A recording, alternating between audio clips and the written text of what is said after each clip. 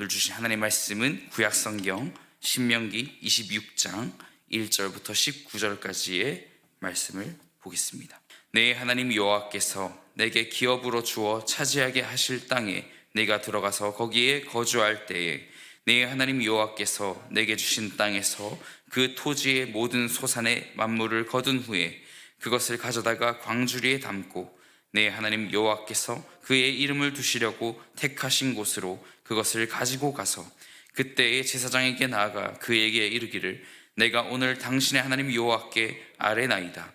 내가 여호와께서 우리에게 주시겠다고 우리 조상들에게 맹세하신 땅에 이르렀나이다 할 것이요 제사장은 내 손에서 그 광주리를 받아서 내 하나님 여호와의 제단 앞에 놓을 것이며 너는 또 내 하나님 여호와 앞에 아뢰기를 내 조상은 방랑하는 아람 사람으로서 애굽에 내려가 거기에서 소수로 거류하였더니 거기에서 크고 강하고 번성한 민족이 되었는데 애굽 사람이 우리를 학대하며 우리를 괴롭히며 우리에게 중노동을 시키므로 우리가 우리 조상의 하나님 여호와께 부르짖었더니 여호와께서 우리 음성을 들으시고 우리의 고통과 신고와 압제를 보시고 여호와께서 강한 손과 편팔과 큰 위엄과 이적과 기사로 우리를 애굽에서 인도하여 내시고 이곳으로 인도하사 이 땅 곧 젖과 꿀이 흐르는 땅을 주셨나이다.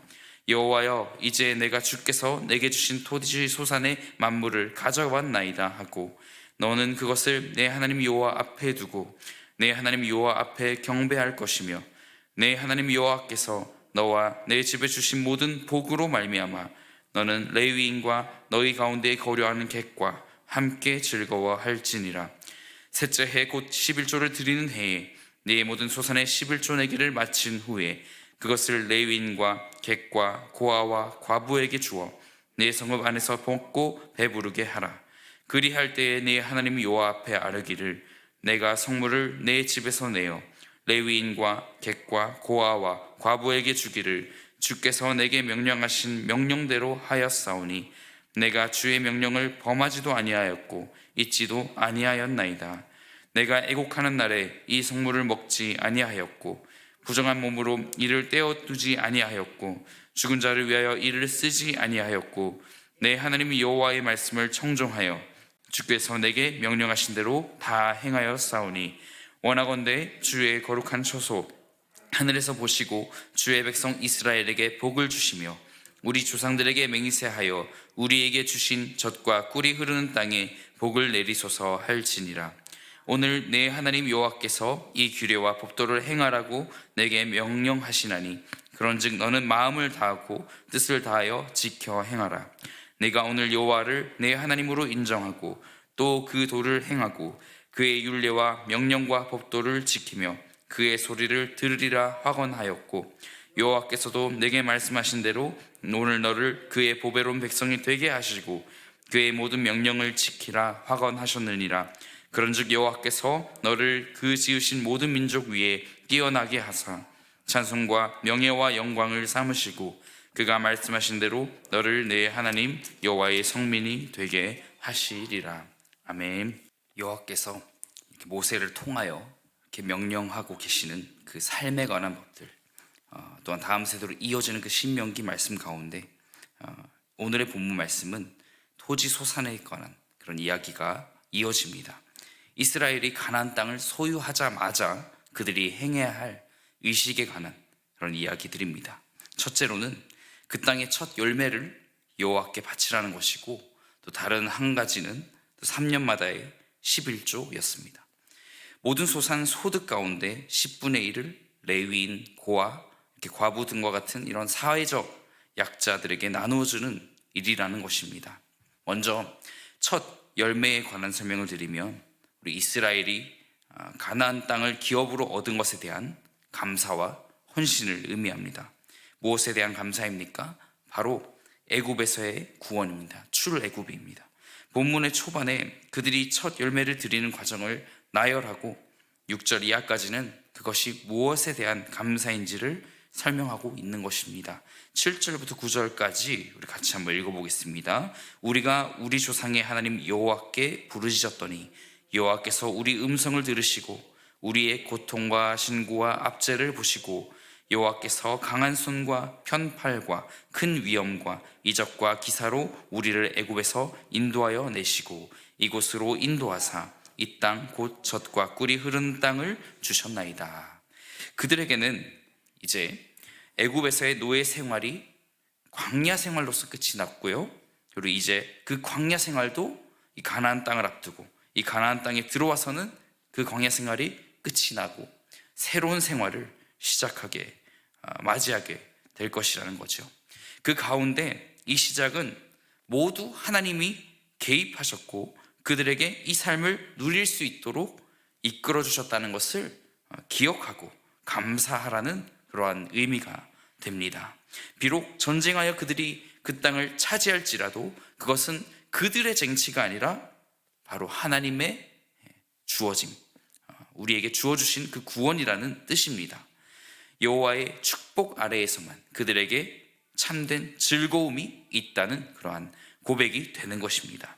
성도 여러분, 삶의 위기가 있었으나 이를 극복하고 제자리를 찾으신 분이 있다면 여호와께 감사하시기를 축복합니다.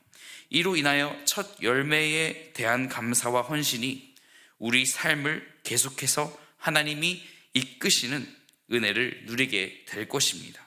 7절에 나타난 신고와 압제를 하나님이 보시고 라고 기록되어 있는데 그러한 삶의 시련을 극복하지 못할 때도 하나님은 신실하셔서 이를 외면하지 않으신 결과가 오늘이란 사실을 잊지 말아야 합니다. 우리 8절에도 그러한 은혜를 나타내주고 있습니다. 무엇입니까? 바로 이적과 기사입니다. 우리 8절에 보이시지요? 이스라엘을 건지시기 위하여서 베푸신 그 10가지 재앙, 애굽에 내린 그 10가지 재앙과 또 광야에서 계속해서 보여주는 하나님의 크신 능력인 것이지요. 홍해와 또한 구름기둥과 불기둥, 이스라엘 백성 인도하실 때 나타나신 그 크신 능력 말입니다. 하나님은 한 가지 약속을 하셨지만 그 가운데에는 사람이 누리게 될 복이 너무나도 다양하고 정말 은혜로운 그런 것을 보게 됩니다. 이 명령을 지킬 때 누리는 복인 것입니다. 계속해서 이어지는 이 두 번째의 명령, 셋째 해마다 11조를 드려 약자들에게 베풀라는 명령 뒤에 이어지는 말씀들을 볼 때 이 축복의 약속들이 저와 여러분에게 확실해지기를 소망합니다. 그들은 하나님께로부터 돌아서는 실수도 반복했겠지만 또 보면 이렇게 기록되어 있는 말씀들을 보면 이 축복의 역사를 되뇌이는 작업들도 계속해서 반복하고 있음을 알 수 있습니다. 잊지 않겠다는 것을 말하는 것이지요. 13절을 보겠습니다. 그리할 때에 내 하나님 여호와 앞에 아뢰기를 내가 성물을 내 집에서 내어 레위인과 객과 고아와 과부에게 주기를 주께서 내게 명령하신 명령대로 하였사오니 내가 주의 명령을 범하지도 아니하였고 잊지도 아니하였나이다. 11절에 등장하는 즐거움이 누구와 함께하는 즐거움인지를 13절을 보면서 이렇게 이를 지켰다고 말하고 있는 것을 볼 수 있습니다. 바로 너희 가운데 거하는 객과 함께 즐거워할지니라 라는 것입니다. 우리는 누구와 함께 즐거워하는 삶을 살고 있습니까? 하나님 안에서 우리는 세 가지 질문으로 끌어보면서 이 말씀을 되뇌이고 기도자리 가운데서 이렇게 정리하며 이 하루를 살아가시기를 축복합니다.